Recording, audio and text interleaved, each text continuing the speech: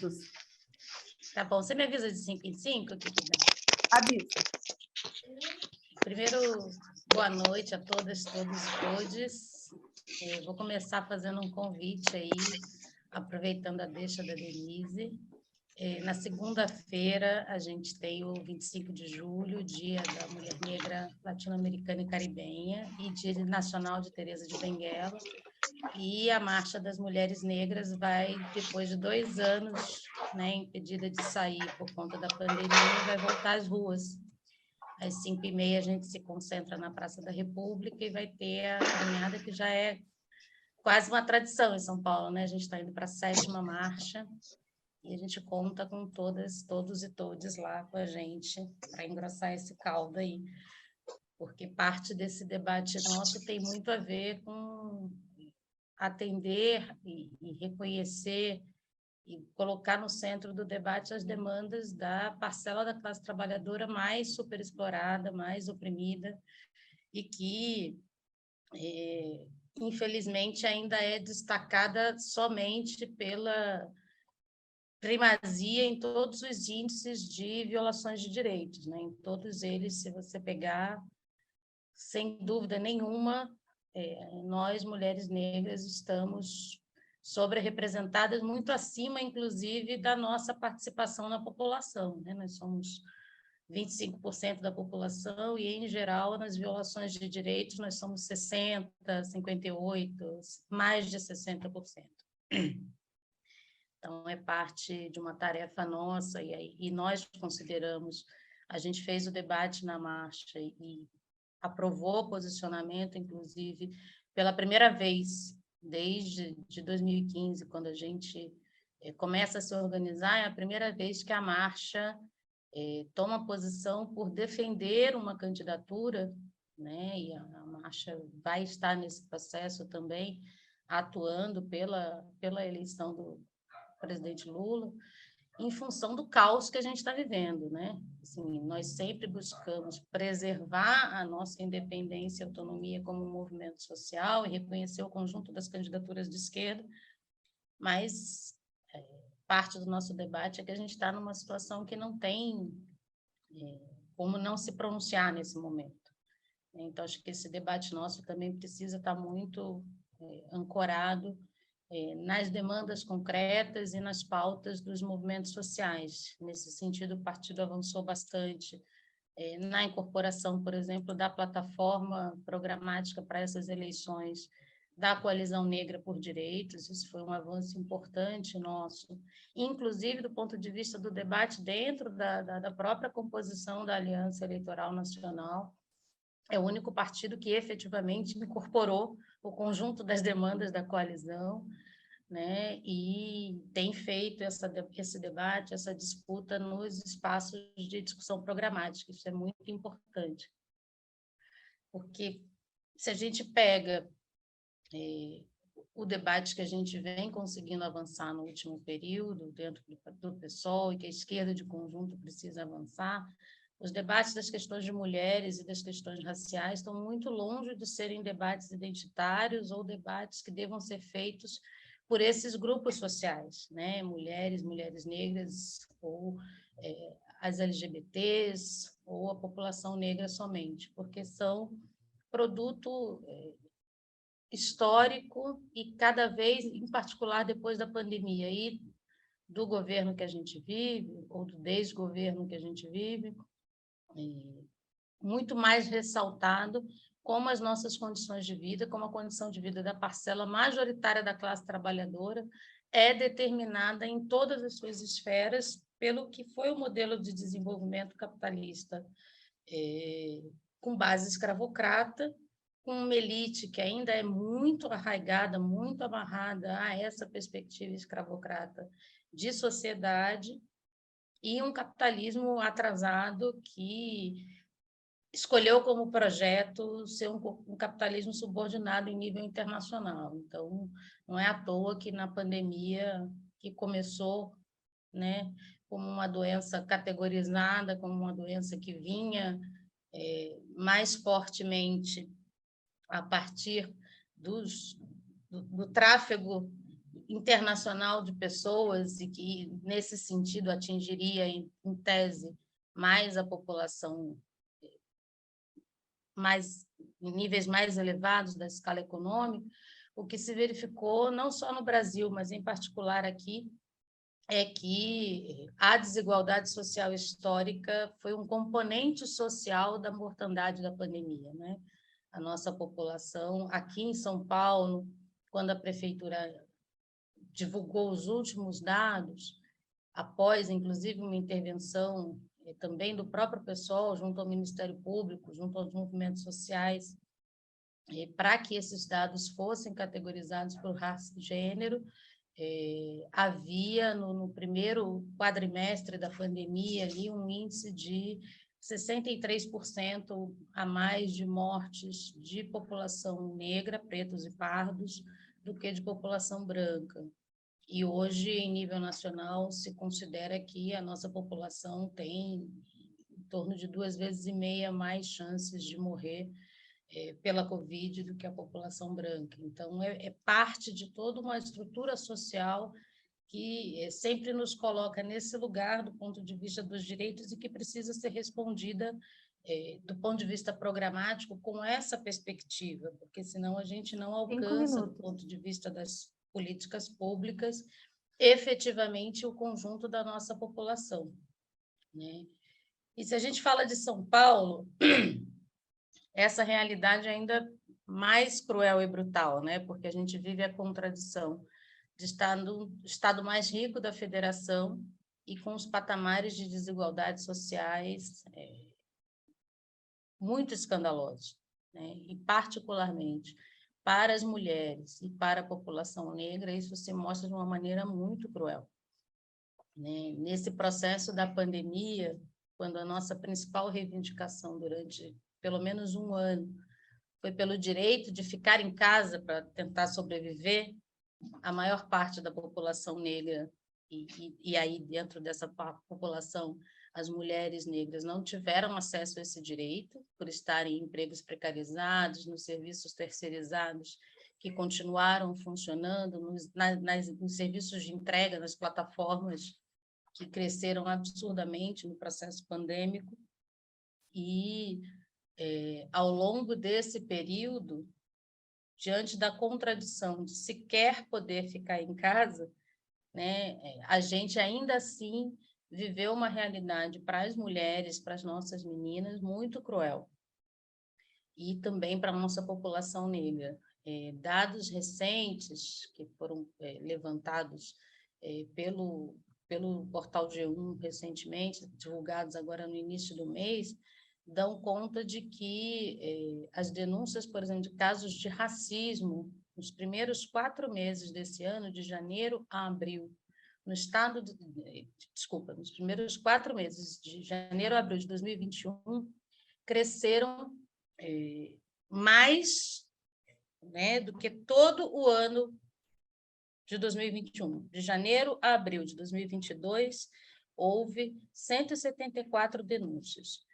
Ao longo de todo o ano de 2021, houve 155 denúncias. Isso revela-se mais comumente no nosso debate social, quando a gente vê, por exemplo, os casos que viram escândalos de clientes que achincalham os entregadores que estão hoje movendo a economia nacional, né? Aliás, a economia internacional, depois do processo da pandemia. Com a demanda de ficar em casa, mas com a ausência de políticas públicas de assistência social, de saúde e mesmo de educação, que pudessem seguir acompanhando as mulheres e as famílias, as crianças em particular, a gente verificou um boom da violência doméstica, né? Assim, a gente precisava do direito de ficar em casa, mas a gente se deparou diante da necessidade desse direito com a explosão da violência doméstica pelo fato das mulheres e meninas ficarem isoladas com os seus agressores e num contexto de nenhum acompanhamento escolar, né? Porque também foi um dado que se revelou bastante forte na pandemia, o quanto a desigualdade de acesso às plataformas de internet, a pacotes de dados, o custo da internet no Brasil, que ainda é absurdamente alto para a infraestrutura que a gente tem, impactaram no direito à educação, particularmente na educação pública, né? E aí está a maioria das nossas mulheres, dos nossos jovens, das mulheres negras e dos jovens negros, e o quanto essa desigualdade do acesso educacional contribuiu também, porque a escola ainda é a principal porta de salvação, né? De denúncia de violações de direitos, principalmente de abuso sexual e de violência doméstica, que as famílias brasileiras têm, as mulheres e as meninas brasileiras têm. Saiu um dado em relação ao ano de 2021, de que só num dos conselhos tutelares aqui de São Paulo, na região da Zona Oeste, que não é uma das regiões mais populosas, né, da cidade, aí falando de capital, é uma região economicamente mais privilegiada, o que confirma o que o movimento de mulheres sempre disse, né, que a violência doméstica ela é muito transversal em relação à pirâmide econômica, mas só no Conselho Tutelar da Zona Oeste aqui do município de São Paulo, em fevereiro de 2021, foram registrados 12 vezes mais casos de agressão e abuso sexual do que em fevereiro de 2020. 10 né? Quando as minutos, mulheres Lu. puderam... Ok, obrigada, Dê. Quando as mulheres e as meninas puderam voltar a ter algum contato com o mundo externo, a panela de pressão explode. Né? Imagina, um salto de 12 vezes é uma coisa absurda. Isso significa que cresceu nesse mês? Não, necessariamente. O mais provável é que tenha havido a possibilidade dessas meninas e mulheres pedirem socorro, né? Com a volta de algum nível de convívio social. E a gente, ao debater esse número, a gente se encontra com a discussão que agora, de novo, ganha um fôlego no Congresso e pauta central, uma das pautas centrais do fundamentalismo e da base aliada do atual governo federal, que é o debate da educação doméstica, né, o chamado homeschooling. Eu tenho dito que quem defende o homeschooling ou é abusador ou defende também o abusador, porque é uma das principais, além do processo educacional, que vai ser profundamente afetado, levando em consideração que a gente tem uma população com muita desigualdade de acesso educacional nas gerações anteriores às nossas, vai ser um prato cheio para essas crianças não terem nenhuma válvula de escape, nenhuma porta de saída de situações de violência doméstica, de situações de abuso sexual. Né? A gente viu recentemente aí os 3 casos de meninas que chegaram à situação, a última, inclusive, chegou ao parto com 11 anos, né? Fruto de estupro, de abusos sexuais. A gente tem níveis altíssimos de abuso sexual na nossa sociedade, e aqui em São Paulo não é diferente. A gente, um estudo do IPEA, entre 2011 e 2014, aponta que cerca de 40%, 70%, perdão, dos abusos sexuais acontecem na esfera familiar, né? Pais, irmãos, tios, parentes, né? Nos quais as meninas deveriam poder confiar, as mulheres deveriam poder confiar, assim como a violência doméstica, também os índices são em torno de 80% provocados pelos companheiros e ex-companheiros, e os índices de violência contra a mulher, e a gente se depara com um projeto governamental de consolidar essa realidade, enclausurando as mulheres e as meninas no ensino doméstico. Isso precisa estar muito forte na nossa pauta. Assim como precisa estar muito forte na nossa pauta o debate sobre o avanço da miséria e da política que joga uma parcela da nossa população. Só um pouquinho, Lu. Em situação de rua. Eu acho que precisa fechar o microfone.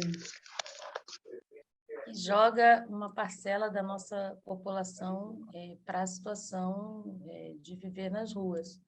Né? Aqui em São Paulo, a gente também não tem os dados oficiais em nível estadual, mas se a gente pegar a capital, na capital, durante a pandemia, cresceu cerca de 30% o número de paulistanos vivendo ao relento. Isso transportado para a esfera estadual, que certamente não tem um índice muito diferente, né, do que tem sido levantado aqui pelas organizações de movimentos sociais e populares, pelas pastorais, etc., já que não tem um censo atualizado oficial, mas a gente tem uma nova cidade, ou novas cidades no nosso estado, né? No caso da capital, são 32 mil pessoas a mais vivendo em situação de rua, porque o seu trabalho, o seu emprego ou desemprego não possibilitam custear o aluguel e a alimentação.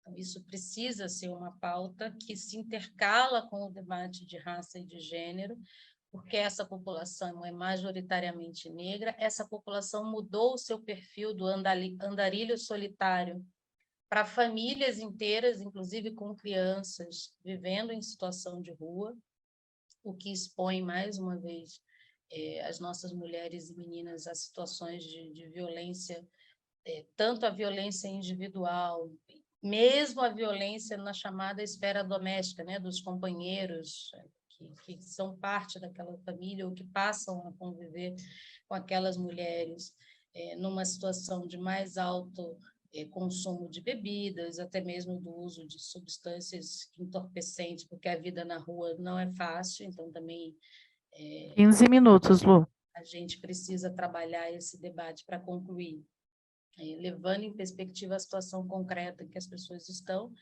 E acho que a tarefa nossa nesse processo do debate programático de São Paulo é fazer essa discussão em todas as esferas programáticas com a perspectiva de raça e de gênero, né? O pessoal vem avançando nisso, né? Já na candidatura de 2018 e de 2020, as questões de raça e gênero deixaram de ser capítulo para virar uma análise, né, transversal e proposições de políticas transversais em todo o programa. Penso que essa é uma defesa muito forte que a gente precisa fazer no debate, tanto de governo estadual como no debate de governo federal, e encerro destacando que, embora já tenha havido um debate sobre isso, um dos temas de grande importância para nós, não só na esfera penal, mas também nela, passa pela segurança pública, porque aí ela se intercruza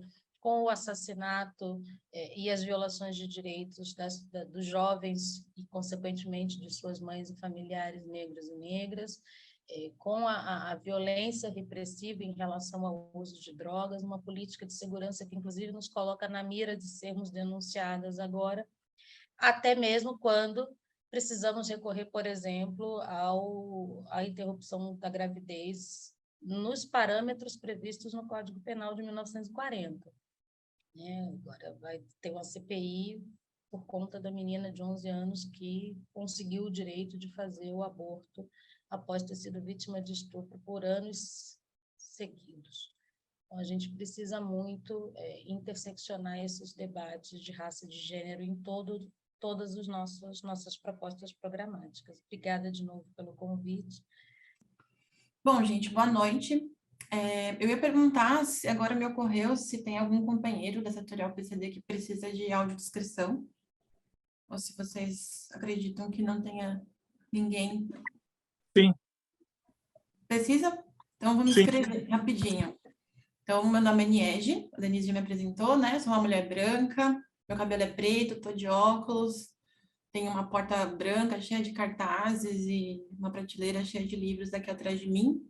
Acho que é isso, né? Dá para imaginar mais ou menos a minha pessoa. Queria primeiro agradecer também, né? Em segundo, na verdade, agradecer a todo mundo que está aqui Primeiro que a gente está num momento com muitas atividades, mas também porque o cansaço das lives, né, do formato virtual já é grande, mas o tema do debate programático é sempre um tema muito rico no PSOL, né? A gente sempre participa com muita empolgação, com muita vontade de contribuir, de ouvir as considerações da companheirada, porque um dos privilégios, né, um dos tantos privilégios de militar no PSOL é a constante, né, a permanência do debate, da formulação política que a gente tem no partido.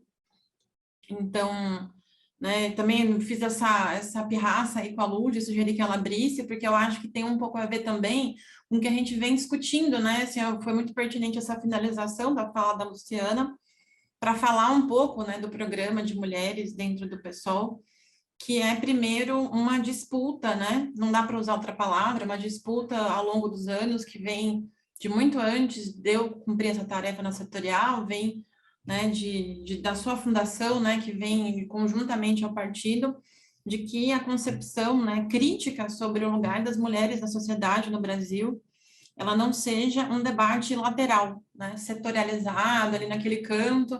Então, tem toda a conjuntura, tem um panorama geral da política, e ali em algum lugar a gente encontra mulheres. E ali, num lugar, dentro, quando a gente debate mulheres, a gente encontra também mulheres negras, e também mulheres PCDs, também mulheres indígenas. Então, o esforço, né, nos nossos últimos anos, que foi um esforço muito rico, muito produtivo, é de partir a nossa leitura não de um universal abstrato, né, que geralmente é personificado na existência de uma mulher branca, mãe, de classe média, mesmo que seja uma classe baixa, eventualmente, né, de uma classe média baixa, como se esse fosse um universal, mas pelo contrário, né, assim, que a gente tem uma maioria social no Brasil muito bem constituída, então a gente se esforça muito para que a gente também não pressuponha que o lugar de fazer a caracterização, a demarcação sobre, né, as matizes raciais do Brasil fiquem a cargo só das companheiras negras que constroem, né, os outros aspectos do movimento feminista, que não só esse universal suposto, né? Então, isso é muito importante para a gente, né? Dizer que a gente vai daí, né? Nesse esforço, primeiro, de fazer a disputa de que o debate de gênero não seja algo cosmético, lateral, num cantinho ali isolado. Em segundo, demarcar da maneira mais incisiva possível, de que a gente não quer, não nos interessa, né? Discutir um generalismo, que a gente quer falar da cara concreta, né? Da sociedade brasileira. E assim, né, tentando agora fazer um esforço de também contar para vocês, né, coisas que a gente tem debatido nos últimos anos, em vários momentos da setorial, que também, por força da conjuntura, a gente acaba sendo sempre forçada, né, a reatualizar formulações, porque a gente precisa responder, a gente precisa interagir, infelizmente, com conteúdos bárbaros, né, que acometem o nosso Brasil, não só nesses últimos anos, né, do governo Bolsonaro, desde sempre, o Brasil não começou a ser o quinto país que mais mata mulheres no mundo com o governo Bolsonaro, mas a gente sabe que houve uma atualização do debate de gênero nos últimos anos, a gente pode falar mais marcadamente ali de 2015 para cá, que tem um pouco a ver com a presença, né, de grupos ativistas mais avulsos e como é que a gente pode dizer, né, localizadamente organizados, mobilizados para atos de rua, para pautas que estão quentes na conjuntura, e isso é muito interessante para o pessoal, pensando que a gente é um partido novo e que, historicamente, a gente não está acoplado a nenhum movimento tradicional, histórico, feminista brasileiro. Parece que é uma bobagem isso, né, que não tem exatamente a ver com o programa, mas tem a ver porque isso é uma provocação, né, organizativa, porque o pessoal tem essa característica de procurar formular a sua concepção sobre feminismo, mas também participar do movimento feminista que constrói as iniciativas, as lutas políticas. Então, a gente não pode se dar o luxo de só pensar a teoria, mas também pensar essa prática, essa praxis política. Então, essas novidades, elas possibilitaram, por exemplo, que a gente elegesse as nossas primeiras parlamentares jovens feministas negras, jovens feministas negras das favelas, jovens feministas negras das favelas e travestis, um perfil que claramente a gente também faz essa demarcação, né, na setorial com bastante consenso, não era exatamente a linha estratégica do partido, né, mas foi uma imposição histórica, né, das novas maneiras e anseios que a sociedade e que essas atualizações, né, modernas, contemporâneas, porque moderna já é uma coisa antiga, né, que as pessoas têm de crítica ao sistema político e de expectativa de renovação política. Isso faz com que a gente olhe para isso, né, e se pergunte os gargalos dessa representação que a Lu falou também, né? Por que a gente tem uma composição de representação? A gente fala geralmente do legislativo, né? Mas a gente pode usar essa régua para qualquer coisa, né? A maioria dos partidos políticos, por exemplo, sequer ainda tem diretrizes internas de composição paritária das suas direções, né? Acho que o PSOL é o único partido que tem esse dispositivo regimental, né? Então, as nossas direções precisam ser compostas por mulheres, por 50% de mulheres e 30% de pessoas negras ou não brancas. Essas iniciativas, essas, né, formulações, elas são um pouco dessa expressão de programa que tenta centralizar o debate de gênero e de raça, não só como essa lateralidade, mas como um processo que precisa ser desenrolado dentro do PSOL, nesse duplo aspecto, né? De formular, teorizar, mas também de atuar junto dos movimentos sociais e também junto, né, dessas plataformas políticas que a gente tem apresentado nas últimas eleições.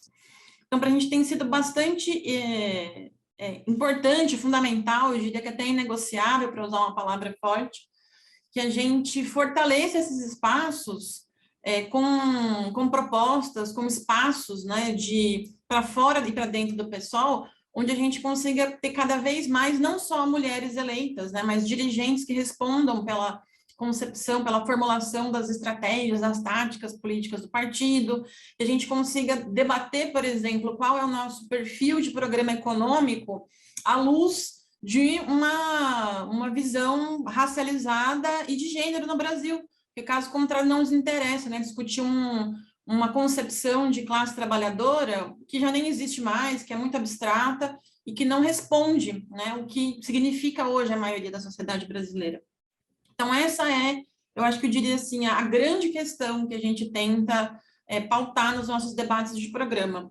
Eu posso depois ver se tem algum método da gente compartilhar com vocês o nosso documento de síntese de programa do PSOL, né, que o PSOL nacional formulou e a gente usa como métrica para, né, os nossos estados, que vocês vão ver que, sim, tem lá, né, coisas muito específicas que a gente espera que a gente fale, né, sobre os assuntos, entre aspas, de mulheres, que são violência, direitos sexuais reprodutivos, que a gente gosta de debater no escopo do que a gente chama de justiça reprodutiva, que inclui, por exemplo, debates sobre como o direito de mulheres em situação de rua não sofrerem, serem submetidas a esterilizações involuntárias, né? Tudo isso não é só quando a gente fala de direitos reprodutivos, né, justiça reprodutiva, a gente não quer só falar da ideia, né, que nos últimos anos está muito pautada na mídia e no senso comum, de que mulheres querem abortar, né? Mulheres querem abortar, parece que a gente quer ser, né, a ter direito a fazer aborto no supermercado, no caixa eletrônico ali, e é isso. Não é disso que se trata só, né?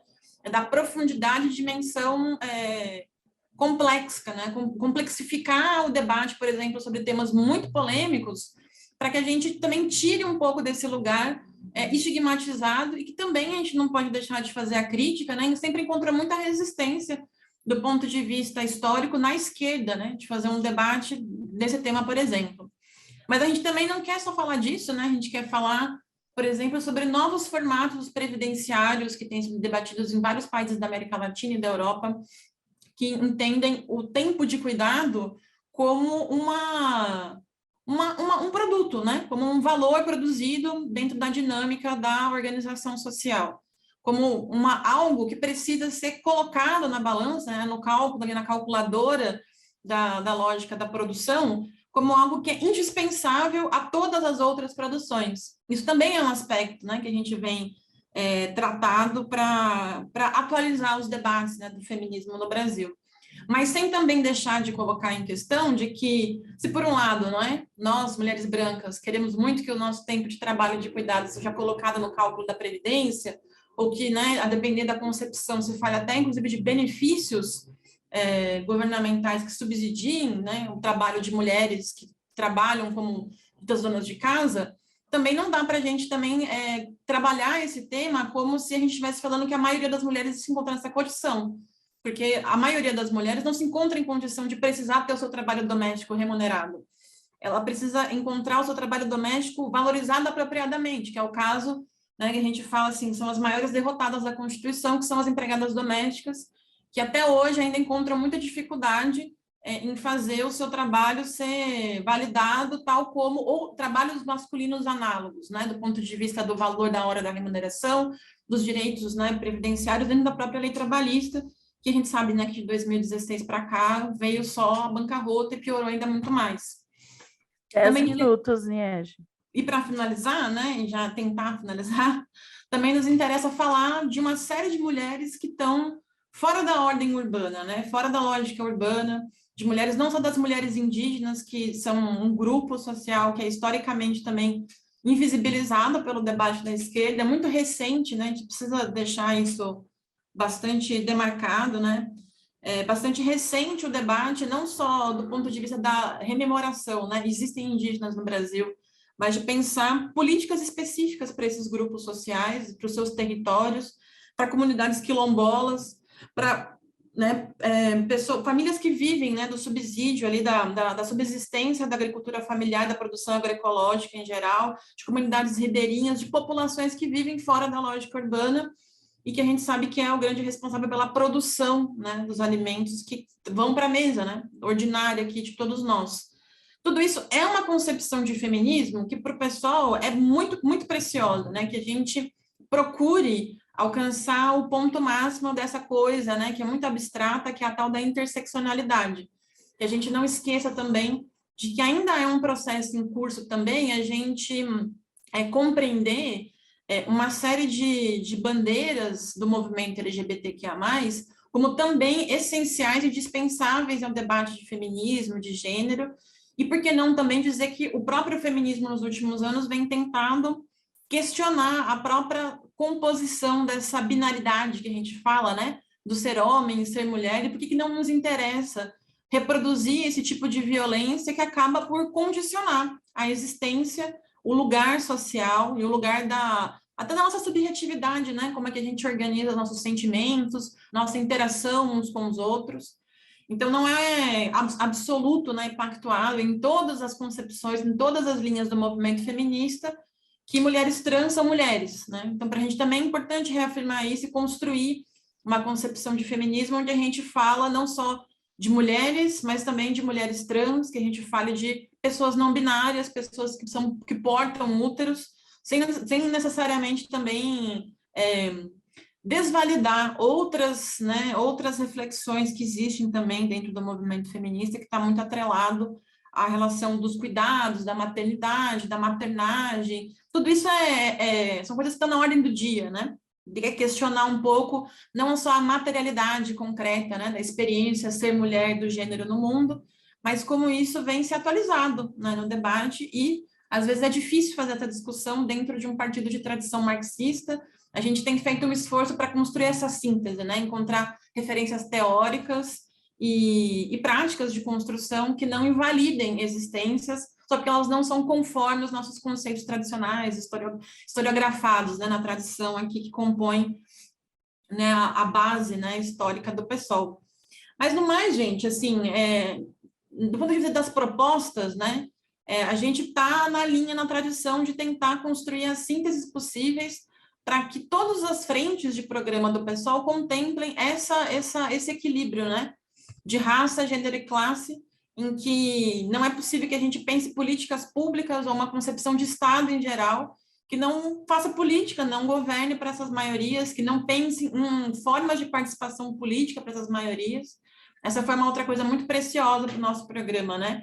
Pensar métodos, processos de participação política ampla, que não fique circunscrito, inclusive, só a ideia da representação pura e simples, né? Mas de uma vivacidade de formulação de gestão pública que eu acho que a gente ainda não experienciou, né? Para finalizar, assim, acho que o que a gente tenta é muito ousado, né? Sempre no programa, acho que esse é o nosso lugar também no PSOL.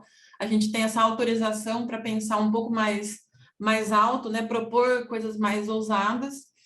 E apesar da gente estar nessa empreitada aí, né, apoiando com muita convicção a candidatura do Lula, eu acho que eu concordo muito com uma frase que recentemente aí, uma citação do Silva de Almeida tem dito, que a gente não está procurando reconstruir exatamente o Brasil, né? A gente está tentando produzir um Brasil que ainda não existiu, né? O Brasil que a gente quer construir não é só um resgate, né, ao que já existiu, as políticas que tiveram seu papel, tiveram sua importância, promover um grau de proteção social relevante, mas a gente não está muito interessada só em se fixar na institucionalidade, né? Assim, na pura e simples política pública de amparo à violência, de proteção social, mas construir condições de Estado de modo que esse Estado seja uma ponte, né, para a construção de novas organizações sociais, seja uma transição para algo um pouco mais avançado, mais progressista do que a gente conseguiu em outras experiências de governo. Eu acho que é isso, desculpa extrapolar o tempo, provavelmente. Olá a todas, a todos e a todos, né? Então, eu vou me apresentar, mas eu senti a falta aqui do intérprete em Libras, né? Então, eu vou me apresentar em 3 sentidos. Primeiro, quero dizer que meu nome é Regina, eu sou mulher, né? Porque quando você é batizado em Libras, você ganha um nome, você escolhe como você quer se apresentar ao surdo. Então, eu sou Regina, sou mulher. E eu sou uma mulher negra, eu estou com laço vermelho no cabelo, meus cabelos são cacheados, eu tenho brinco e minha blusa é preta e tem uma parede, um armarinho branco ao meu lado, né? Então, eu vou falar um pouco, eu faço parte, como minha colega já falou, eu faço parte da setorial da pessoa com deficiência, sou pedagoga e também faço pós-graduação em gestão ambiental. Então, hoje nós estamos na luta aí também para aprender o que é a gestão ambiental e o que ela traz, o porquê nós devemos estar dentro como gestora, né? Porque hoje é mundial a situação que nós enfrentamos aí. Então, voltando a falar sobre a minha deficiência, eu sou uma mulher que eu sofri deficiência, eu tinha 6 anos de idade, sou uma mulher periférica, e aonde eu nasci, na Zona Leste, onde eu sofri o acidente, as crianças, elas viviam uma vida hoje, né, não mudou muito, solta, largadas, e principalmente nós meninas, não é? As meninas, elas cuidavam dos irmãozinhos mais novos quando as mães tinham que trabalhar, né? E a mulher negra, na periferia, é ela que sustenta a casa, é ela que dá conta do orçamento, porque muitas vezes ela tem aquele companheiro ou que abandona, ou então é aquele companheiro que está presente, mas não tem presença na vida da família, né? Então, eu fui criada na periferia, jogando bolinha, brincando de boneca e cuidando dos meus irmãos mais novos. Eu sofri um acidente de arma de fogo, porque meu pai, ele era um metalúrgico e ele reagiu a um assalto e eu sofri esse acidente. Quando você sofre um acidente na periferia e você é uma criança e principalmente filha de negros, o atendimento hospitalar, o atendimento em hospital público é totalmente diferente. Então, eu fui levada para um hospital, onde eu tive um péssimo atendimento, como até hoje, infelizmente, não mudou, né? Mas eu toquei minha vida. Eu fui criada numa instituição, né? Porque antigamente, e hoje diminuiu um pouco, nós lutamos para que a pessoa com deficiência, ela fique junto da família na sociedade, mas naquela época, quando você tinha uma pessoa com deficiência na sua família, a primeira coisa que a família fazia era ou guardar a criança num canto, ou a pessoa com deficiência, para que ela não tivesse acesso ao mundo. Não sei se é excesso de carinho, excesso de amor, ou se é desprezo, se seria desprezo mesmo. Ou se aquela mãe queria proteger aquele filho da sociedade, não é? Então, eu fui criada numa instituição e ali eu aprendi que se eu não lutasse pelos meus direitos, eu não teria direito nenhum por trás daquele muro onde eu fui criada. Então, bem jovem, eu saí do colégio e resolvi ser mãe, né? Eu resolvi contrariar toda a sociedade da época.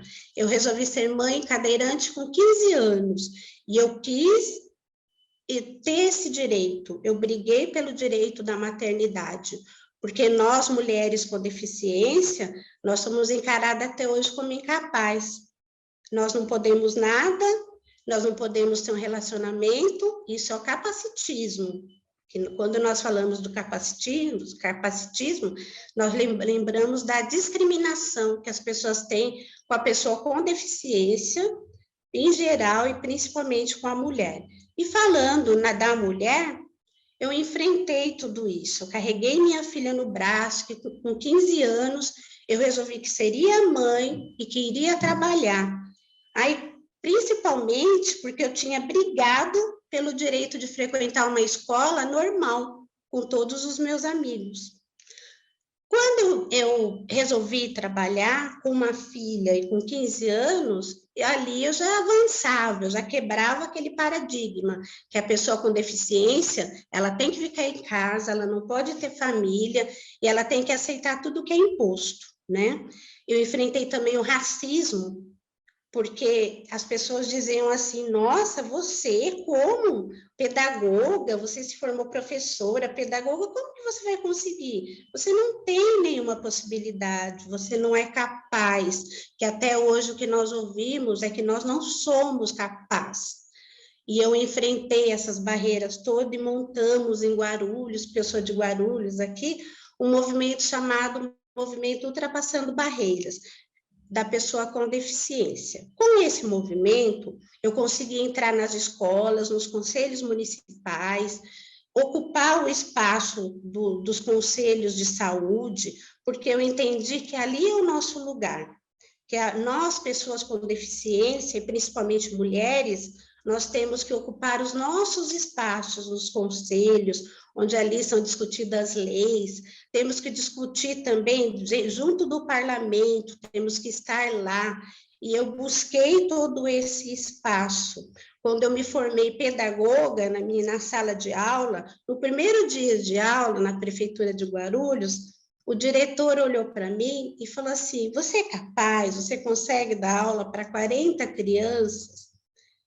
E eu não falei nada, eu disse, eu estou aqui, passei no concurso, entrei pela lei de cotas e aqui eu vou dar aula. A minha turma, minha primeira turma do ano 2000 foi a que melhor se formou, a melhor alfabetizada, as crianças que conseguiram montar um teatro. Então, assim, ali eu venci a barreira de ser pedagoga e estar no meio de pessoas que julgavam que nós não éramos capazes. E hoje no Brasil, nós temos em torno de 46 milhões de pessoas com deficiência, com algum tipo de deficiência. 2 pessoas foram eleitas na última eleição, sendo deficiente, mais homens, pessoas com deficiência e homens. Então, as mulheres, nós mulheres, apesar de sermos um número maior, nós não conseguimos ainda conquistar esse espaço, que é o espaço do parlamento, que é ali brigar pelos direitos, que é fazer leis. E nós, pessoas com deficiência, nós estamos aqui para dizer que nós somos capazes de ocupar o mesmo espaço que vocês ocupam. E quando a minha colega Luciana fala da violência doméstica na pandemia, o número de mulheres com deficiência que foram violentadas foi muito grande. Só que a dificuldade delas é maior do que aquela mulher que o marido tranca em casa, ela consegue pular a janela. A pessoa com deficiência, ela não, se você tirar uma cadeira de roda, ela não consegue chegar até o local. E muitas vezes ela está na periferia, ela está na comunidade, então ela não sai de casa. Ali é mais fácil para o agressor agir. E quando você tem uma mulher com deficiência que ela é cega, igual nós temos no movimento, que ela é violentada, trancada no quarto e não consegue sair. Nós somos 40% de mulheres com deficiência que já sofremos agressões. E quando essa mulher é surda? Ela chega numa delegacia para falar e não tem intérprete em Libras. Então, as nossas dificuldades, Luciana, é maior que a sua. Porque além da gente não ter a mobilidade, além da cidade não ser acessível, além da gente morar na periferia, além de muitas vezes a mulher se calar porque é aquele homem que pega ela no colo e coloca na cadeira, é aquele homem que leva ela até a escola ou leva ela até o trabalho, nós ainda temos que aceitar. Então, nós estamos brigando, nós temos que mudar essa realidade da pessoa com deficiência. Aí eu vou passar agora para a Alina, que a Alina é uma mãe atípica. E a Alina vai falar, vai dizer para vocês o que é uma mãe atípica. Não, porque assim, a minha questão, o meu papel aqui é só de falar do meu nicho, né? Então, a Regina já falou de uma forma mais ampla sobre a questão PCD, que ainda nem deu tempo de falar, não teria como falar sobre toda a problemática. Primeiro vou me apresentar, eu sou a Alina Boabay de Uli Noronha, sou mulher branca, uso óculos, tenho 41 anos, cabelos pretos e lisos, estou com fundo madeira e branco e uma roupa com estampa indiana. Sou mãe atípica da Maria Eduarda. Maria Eduarda tem 13 anos, é uma adolescente. Então, muitas das questões abordadas pelas companheiras que falaram anteriormente, para a gente é muito mais problemática e a questão é muito mais latente. A Aniege abordou a questão da inclusão previdenciária da mãe em tempo integral da dona de casa. Eu tenho 2 formações, tenho 2 graduações. Eu sou formada em gastronomia, em primeiro lugar, e depois que a Maria Eduarda nasceu, eu me formei em Direito. Tenho 2 graduações, mas sou mãe em tempo integral. No caso da mãe atípica, da mãe de uma pessoa com deficiência, a questão de você... não é uma opção você decidir ficar em casa e ser mãe em tempo integral ou ser dona de casa. Não é mais uma questão de necessidade do que de opção. Então, eu sou muito grata por ter um amparo familiar que me permitiu ser mãe em tempo integral. E isso, né, não fez de mim uma pessoa desocupada, muito pelo contrário. Trabalhar fora, para mim, em relação a trabalhar em casa, sempre foi férias. Porque eu sou a primeira a acordar e a última a dormir. Se eu não tivesse tido o amparo dos meus pais, é triste falar isso, né? Porque o amparo que eu tenho é dos meus pais, e o apoio do meu companheiro, do meu marido, o meu companheiro não teria tido a liberdade e a possibilidade de um crescimento profissional que ele alcançou hoje.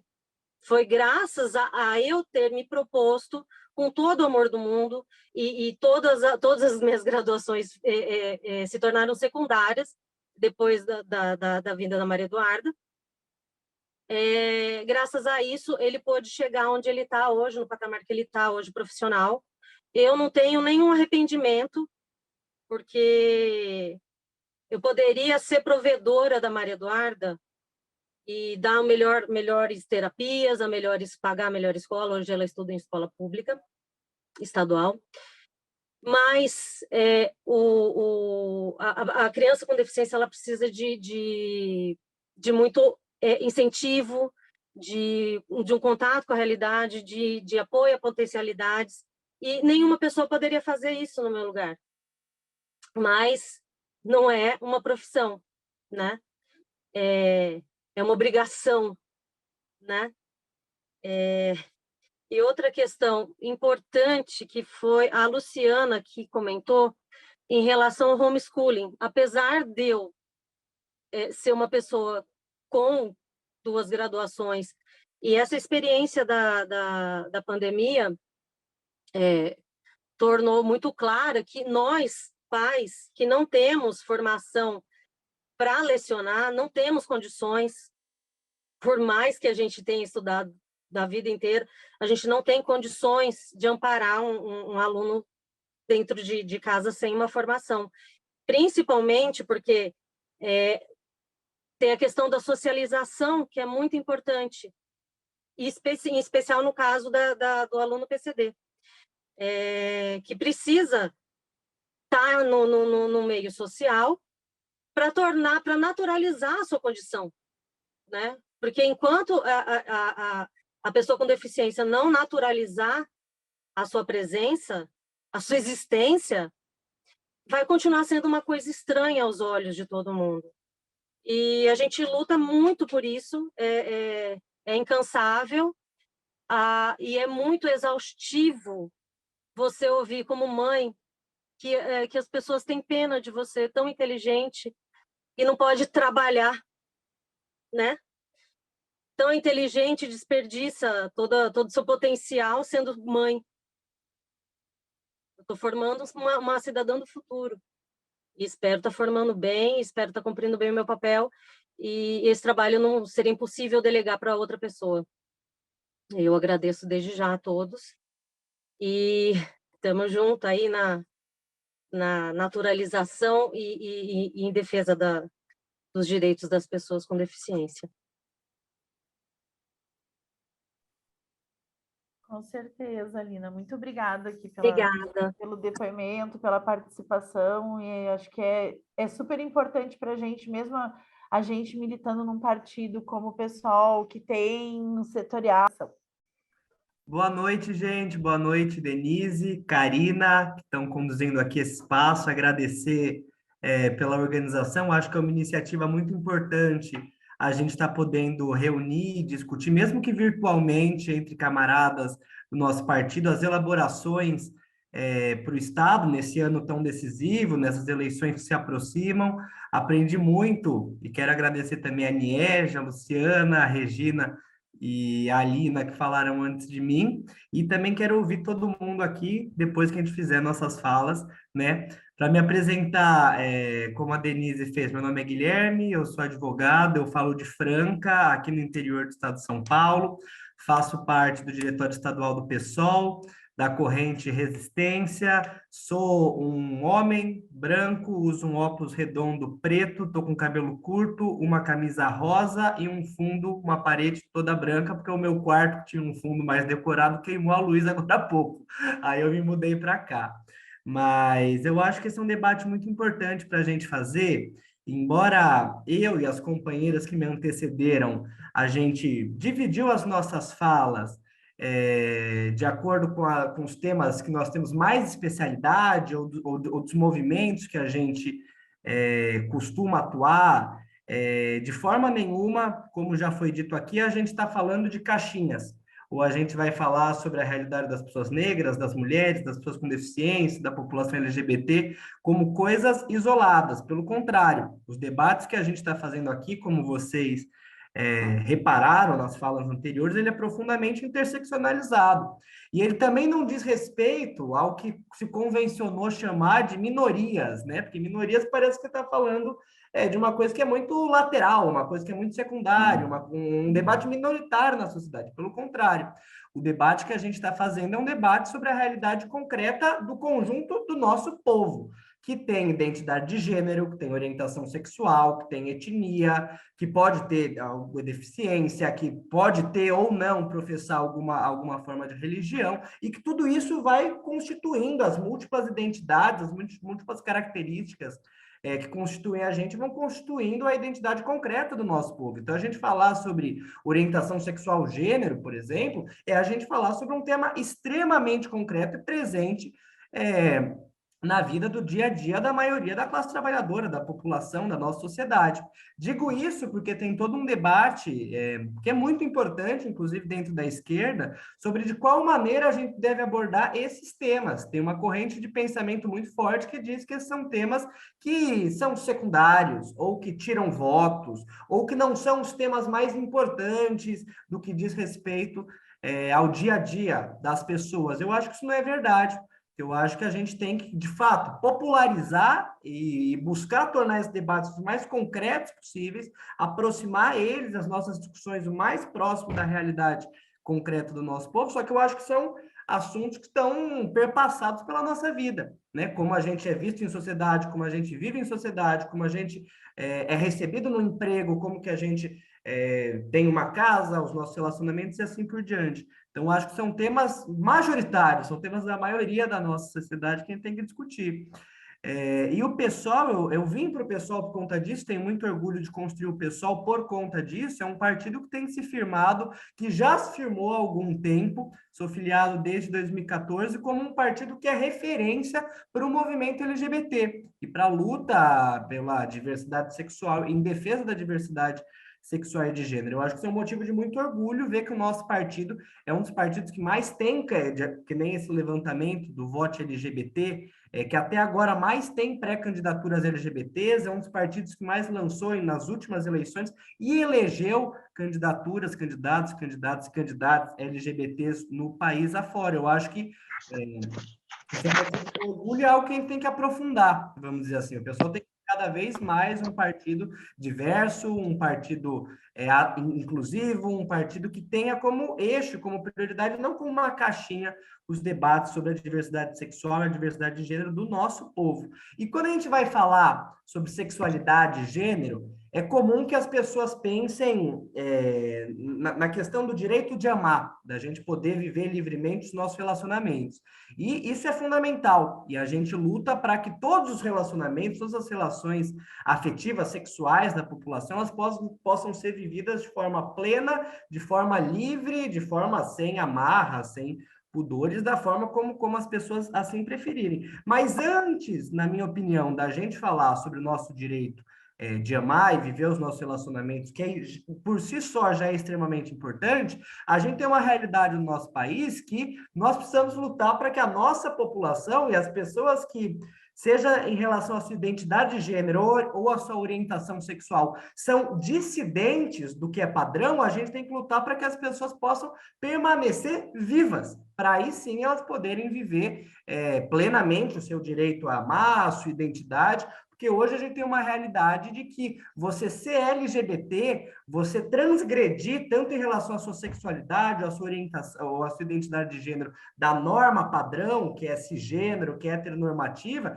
isso te coloca na ponta da mira, vamos dizer assim. Isso te coloca na sua testa, assim, um recado de alvo, né? Porque a gente vive num país que é o país no mundo onde mais se morrem pessoas por conta da intolerância em relação à sua orientação sexual ou sua identidade de gênero. Aí a gente somando tanto casos de homicídio, muitos deles com requintes de crueldade brutais, são atos de tortura que expressam violentamente o ódio, a intolerância, mas também os casos de suicídio, pessoas que são levadas a tirar a própria vida por conta do preconceito e da intolerância. Esse número é uma vergonha para o nosso país, inclusive porque ele é maior do que outros países onde você ser LGBT é punível com a pena de morte, inclusive.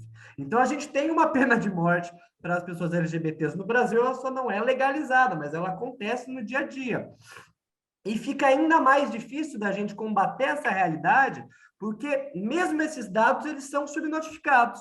Em boa parte, não são dados oficiais, porque muitos governos do Estado tem toda, inclusive, a polêmica agora em relação ao censo do IBGE, poder quantificar a população LGBT, mas mesmo os casos de violência, dificilmente eles são registrados como crimes de ódio, como crimes com uma motivação baseada na intolerância, a orientação sexual e identidade de gênero daquela vítima, né? Então, mesmo esse dado que já é assustador e que já é muito expressivo, ele com certeza ele é subnotificado e ele é feito através de levantamentos de grupos, organizações, coletivos do movimento LGBT, como a ABLGT, como o Grupo Gay da Bahia, que costumam fazer esses levantamentos. Então, com certeza ele é muito maior. Então, com certeza a gente está vendo uma ponta do iceberg que já é assustadora, mas que tem por baixo ainda um problema muito maior. E quando a gente fala sobre esse número, a gente também tem um recorte em que sobretudo as pessoas trans, as pessoas travestis, as pessoas LGBTs que são negras,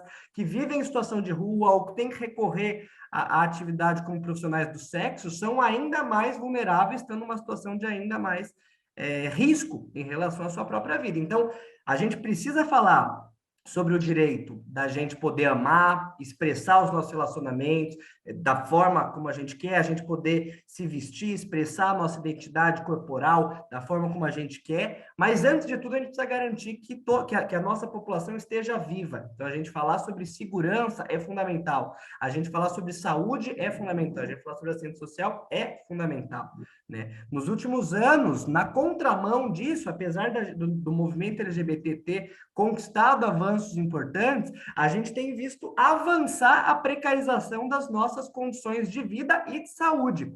Na pandemia mesmo, que foi especialmente, foi ruim para todo mundo, foi uma tragédia sem precedentes, mas especialmente para os grupos mais vulnerabilizados, como já foi dito aqui, a gente tem levantamentos de que a população LGBT foi especialmente atingida por por problemas de saúde mental, vamos dizer assim.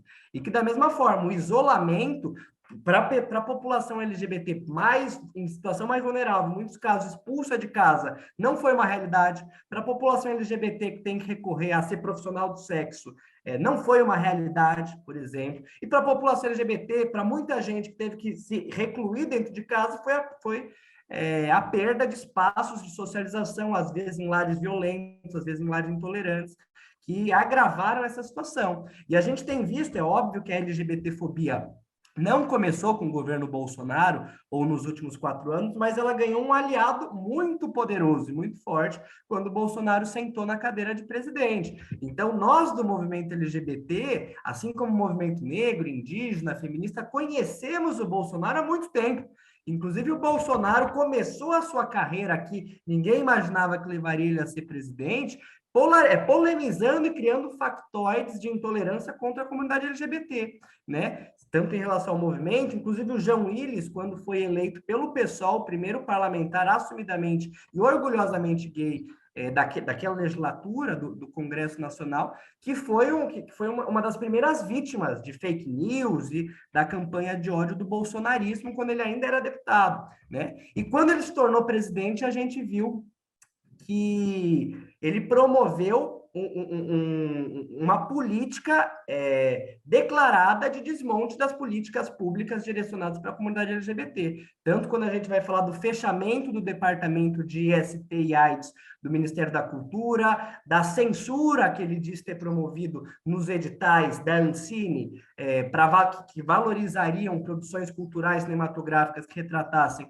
a diversidade sexual e de gênero, e ele aparelhar o Ministério dos Direitos Humanos com um fundamentalismo religioso. No segundo dia de governo, aquele episódio do Menina Veste Azul, Menino Veste Azul, Menina Veste Rosa, que de pitoresco, mas 10 minutos, Gui. Escancarou também um retrocesso muito grande nesse debate. Falando aqui do estado de São Paulo, a gente também tem vivenciado essa realidade de retrocesso. No ano passado, a gente teve tramitando na Assembleia Legislativa de São Paulo um projeto de lei da deputada Marta Costa, do PSD, que propunha proibir a propaganda sobre orientação sexual e diversidade de gênero no Estado, em meios de comunicação. A gente também tem que se orgulhar muito da atuação da toda a bancada do PSOL, mas sobretudo da nossa deputada Érica Malunguinho, que conseguiu obstruir esse projeto, que também tem o intuito de criminalizar, de esconder a população LGBT, de pautar como se houvesse uma propaganda LGBT que ameaçasse a inocência das crianças, da sociedade em geral, né? Apesar disso, nos últimos anos, a gente conquistou a nível nacional uma conquista importante, que foi a equiparação da violência baseada na orientação sexual e na identidade de gênero ao crime de racismo, uma decisão lá em 2019 do Supremo Tribunal Federal, mas o que pouca gente sabe é que o Estado de São Paulo é pioneiro, se a gente for ver, em ter uma lei estadual que combate atos de intolerância, uma lei bastante avançada para a época, que é a Lei 10.948, lá de 2001. Então, faz mais de 20 anos que o Estado de São Paulo tem uma lei que um Estado não pode legislar em matéria penal, então a lei não pode mandar prender alguém, porque isso é de competência nacional, mas a lei, ela prevê sanções administrativas. desde a aplicação de multa até a cassação de alvarás de espaços onde são cometidos atos de LGBTfobia. Qual que é o problema? De 2002, quando a lei entrou em vigência, até o ano passado, só foram concluídos 28 casos de julgamento no qual foram aplicados multa. E até agora, nenhum caso de cassação de alvará. Então, é uma lei que existe, é uma lei que é importante, mas é uma lei que ainda é pouco conhecida e pouco colocada em prática, né? Por que isso? E muito por conta do desconhecimento da própria lei, ou de uma situação de vulnerabilidade em que você não consegue fazer a lei ser aplicada, tornar um processo, levar a própria denúncia. A gente já falou sobre toda a dificuldade de você notificar atos de violência e discriminação LGBTfóbicas, toda uma burocracia adicional que se enfrenta em cartórios, em delegacias, para que você possa registrar esse tipo de ocorrência e esse tipo de caso, né? É importante que se fale sobre a necessidade de a gente expandir o conhecimento a respeito dessa lei e dos direitos em geral da população LGBT aqui no estado de São Paulo e no país. Então, é importante que, como se faz com o Disque Denúncia contra casos de violência doméstica, casos de intolerância, que se faça uma campanha informativa a nível estadual para que seja de amplo conhecimento e esteja fixado em espaços públicos, espaços privados, do estado afora, a informação a respeito dessa lei, como ela pode se tornar uma denúncia, né? Mas também é uma lei que precisa ser revisada, precisa ser colocada em prática, mas precisa avançar. Hoje, por exemplo, essas multas que são arrecadadas, até hoje 28 multas, elas não necessariamente são destinadas para políticas públicas de combate à LGBTfobia. Então, elas vão para o orçamento geral do Estado, mas é importante que essas multas elas sejam revertidas para a política que vão impedir que outros casos de violência aconteçam, para a valorização, proteção e garantia dos direitos da nossa comunidade, né? Além de tornar ela mais conhecida pela população do Estado em geral. Agora, no curto tempo que me falta, não basta só a gente punir os casos de violência LGBTfóbicas. Eu sou um defensor da existência de uma lei, que nem a 10.948. Eu acho que foi uma conquista do movimento LGBT a equiparação da discriminação LGBTfóbica ao crime de racismo, porque eu acho que essas medidas, elas ajudam a desnaturalizar, você criar esses marcos legais, ajuda pelo menos a desnaturalizar de que as pessoas LGBTs possam ser sistematicamente violadas, atacadas, torturadas, mortas, sofrerem todo tipo de violência sem que nada aconteça. Então, eu acho que elas são importantes porque elas são reconhecimentos legais por parte do Estado da realidade de LGBTfobia. Agora, eu acho que não para em relação à punição, até porque a gente sabe da seletividade e não podemos confiar estritamente no nosso poder judiciário, no nosso poder punitivo. Então, a gente, além de punir os casos de violência, a gente quer que eles não aconteçam. E para eles não acontecerem, a gente precisa ter políticas públicas para garantir a proteção, a efetivação de direitos, a segurança da população LGBT. Então, nisso a gente pode falar sobre a importância de valorizar, investir, incentivar produções artísticas e culturais que retratem a temática da diversidade sexual e de gênero, porque isso é uma forma da gente avançar num debate ideológico para naturalizar a diversidade sexual, a diversidade de gênero, a gente levar esses debates para mais pessoas. É muito importante que a gente avance, como foi feito na cidade de Araraquara, para a gente ter casas de acolhimento para a população LGBT, sobretudo mais vulnerável, que se encontra em situação de violência, em situação de risco, em situação de rua. É muito importante que se tenha essa política direcionada para essa população, que a gente garanta a educação pública gratuita, integral para a população LGBT, que sofre tanto com a evasão escolar, porque as escolas muitas vezes são espaços de violência, de intolerância, mas sofre com a dificuldade, principalmente das pessoas trans, travestis, em situação de maior vulnerabilidade, para acessar as universidades. Por isso é muito importante a gente incorporar o debate sobre as cotas para as pessoas trans dentro das universidades, também a garantia de amplo acesso à rede de proteção das ISTs, AIDS, no SUS e do procedimento transexualizador, que a gente chama, que não são todas as cidades que oferecem esse procedimento, que acaba sendo um procedimento, às vezes, excludente, sobretudo para para as pessoas LGBTs de baixa renda, desempregadas, em situação de vulnerabilidade. E isso leva elas a fazerem esse procedimento de forma insegura, com silicone industrial, em lugares que não são confiáveis. Isso aumenta a sua situação de vulnerabilidade, o risco para a sua própria a sua saúde, né? E a gente não pode ter tabu, para finalizar, de falar, nós precisamos discutir diversidade de gênero e de sexualidade dentro das escolas, porque a gente precisa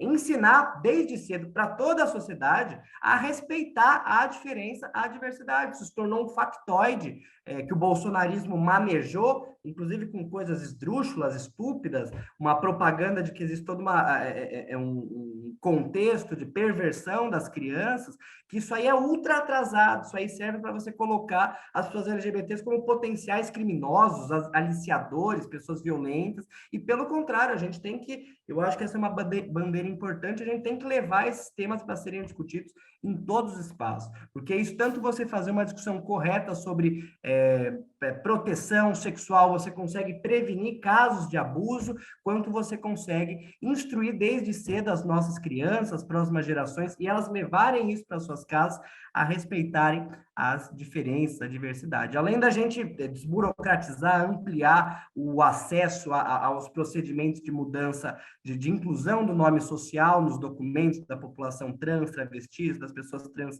não binárias, inclusive, mas fico por aqui para não estourar muito mais o nosso tempo. Acho que é um debate importante, quero ouvir os demais sobre esses temas, para a gente formular boa síntese para o nosso